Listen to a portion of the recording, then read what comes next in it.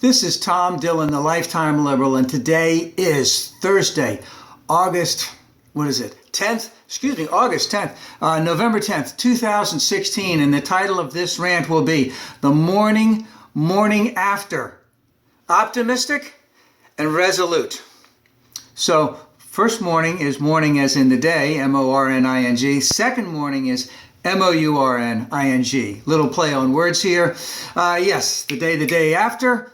So, little Monday morning quarterbacking, but we need to get past some of these things and look at two or three big issues on this whole thing. And the biggest issue of the whole thing is that from the time Trump declared his presidency 15, 16, whatever months ago that it was, is that in a very short period of time, it was pretty well known that the country was screaming for an outsider. So he had Bernie on the other side, screaming for an outsider in Bernie. And of course, the DNC screwed him over, sabotaged him really well. And of course, the powers to be at the RNC tried to kill Trump, which didn't work. So 15, 16 months ago, the Democrats knew that Trump had struck a chord, and struck a chord very, very strongly. And they played their cards wrong. So what we had in here was the looking for an outsider, a incredible distrust of the media, especially anything that wasn't Fox News, Rush Limbaugh, Sean Hannity, Mark Levin, who's that guy, Savage.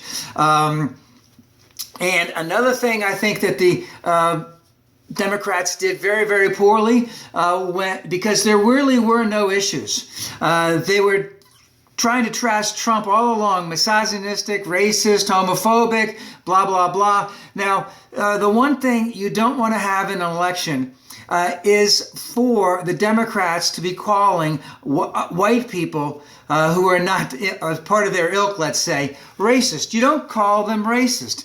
You talk about the opportunity that you want to help them with and how you want to help them have a better life for themselves and for their children. Also, at the same time, the mainstream media blew Big Haji, so to speak, because it was email, Benghazi. It was bullshit all along, but the Democrats didn't have as an effective response to it as they should have, and it's them to blame about the whole thing. Now, as part of that, when I talked about the racism aspect, the Democrats, because Trump found that chord, the Democrats were not, paying attention to the white working class and their sense that they have been denied, have been screwed over, have been looked over, have been trampled on, that their rights are being violated, et cetera, et cetera. And Trump did. He said, hey, there's a Muslim problem. I'm going to solve it for you. There's an ISIL problem. He said ISIS. But I'm going to solve it for you, even though by the time he gets into office in January, Mosul will be back in Iraqi hands and Raqqa. Well, we'll see what happens there. But he said, we have an immigration problem, and I'm going to solve it for you. I'm going to build a wall. I'm going to get rid of everybody. So he appealed very much to that white working class. And the thing was, a lot of the Democrats thought that this was such a joke, that he was so homophobic, misogynistic, xenophobic, etc., that no one would pay attention to him. But he was never a joke. Again, the Democrats knew right from the beginning, that he had struck that chord. And it was not enough just to take him down. There had to be, from a Bill Clinton standpoint, the Democrats, especially Hillary, they needed to feel the pain, of the white working class. And they needed to trash the system. And Hillary did not do that. She offered great responses. She offered great things to look at, but she didn't trash the DC system. She didn't trash what has been going on to the white working class, since Ronald Reagan, and her husband was a part of that. Because if we look at Clinton, Bill Clinton and Obama, let's just say they did a lot of great things. But here's some things they did not do. They put virtually no political capital on reforming labor laws. They were for free trade. And at the same time that they were for free trade, there wasn't as much emphasis or nearly no help that was going to be given to blue-collar workers who were going to be losing their jobs. There were going to be no penalties on corporations who violated labor laws. So this is what was going on. The white people, the working class white people, were feeling dislodged. They were feeling they were being shit on, so to speak. And even though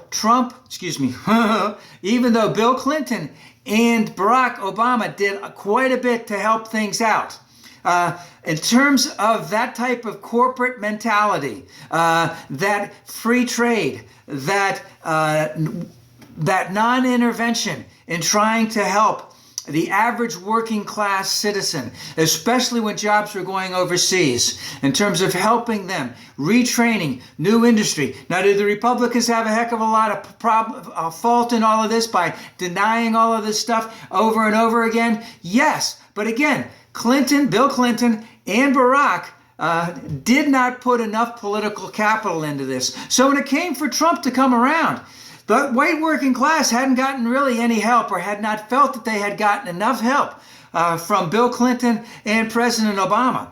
So what had really happened, and this had happened in the Bill Clinton administration, especially with the DLC, the Democratic, I can't even remember the DLC, is that, and the white working class saw this, and it was reinforced by the media, especially Fox News, on all the money that Hillary had received by speaking to Goldman Sachs, to going over to foreign countries and speaking to them and getting their money. And at the same time, they were beheading people. Those countries were beheading people, and women couldn't drive, women couldn't vote, etc. So what we saw was a shifting of of economic power, of political power, to the wealthy, and the white working class was screwed. Now, all along, we know that the Latinos, Hispanics, they were getting screwed. We knew all along that the blacks were getting screwed. But Hillary did not go out of her way enough to indicate that she felt the pain of the white working class, and that she was ready to trash all of Washington for it, and to start anew, and to go headstrong into them. And again, I would like to say that, basically it's saying that all of you people there in DC, with all of the think tanks and all of the other stuff, you're doing a lot of great work. But when it came to how to run this election, and how to go after that white working class, not pushing Hillary further to the left, because remember, she was trying to get moderate Republican votes, and they didn't vote for her anyway. So she should have gone even further to the left, just like Bernie had done. And there wasn't enough push from all of those people down in D.C. to push it to the left. So all I can say is, everyone in D.C., you suck. Now, I'm just a schmo. I work. I teach some spin classes. I'm active in recovery. I try and have a decent life. I can't keep up with all of this stuff day in and day out. If I could, people were saying right and left, or before, even a month ago or more, that things were switching away from Hillary quite a bit. Now, the last thing I want to say, rambling on too long, just in reference to me, there's a lot of people out there who know all of this stuff that are not being heard from the Democrats, and it's going to happen again if you don't change your ways, and don't change your ways soon. And of course, I'm the perfect candidate to go out there and help you do that. Now, to finish up here, in spite of all of that, Hillary was a tremendous candidate. She had tremendous political capability. She had a very good foresight as to the types of things that need to be done here in the United States. And guess what? It ain't going to happen. No increase in the minimum wage. No comprehensive immigration reform. You can forget any type of help towards global climate change. There will be no tax increases on the rich. There'll be no transaction tax. There'll be no estate tax. There'll be no carried interest tax. There'll be none of that shit. All of that's down the tubes. All right. So, but Hillary did win the popular vote. I believe she won it by about 2 million people. That's only happened 4 times in our history. So, everyone who voted for Hillary has a complete legitimacy in exceptionally strong protest against Trump and every single thing he stands for. Now, just another quick point. Remember, Mike Pence is going to be running a lot of this shit behind the scenes. And, well, I don't even go into him. That's a whole other story.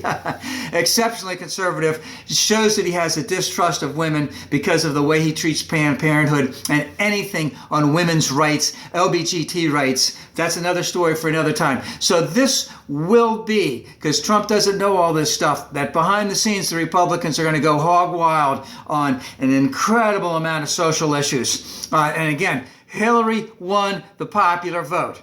And I'm optimistic, and I am completely resolute that there needs to be an exceptional amount of strong opposition starting, as Michael Moore said, 12 o'clock yesterday. So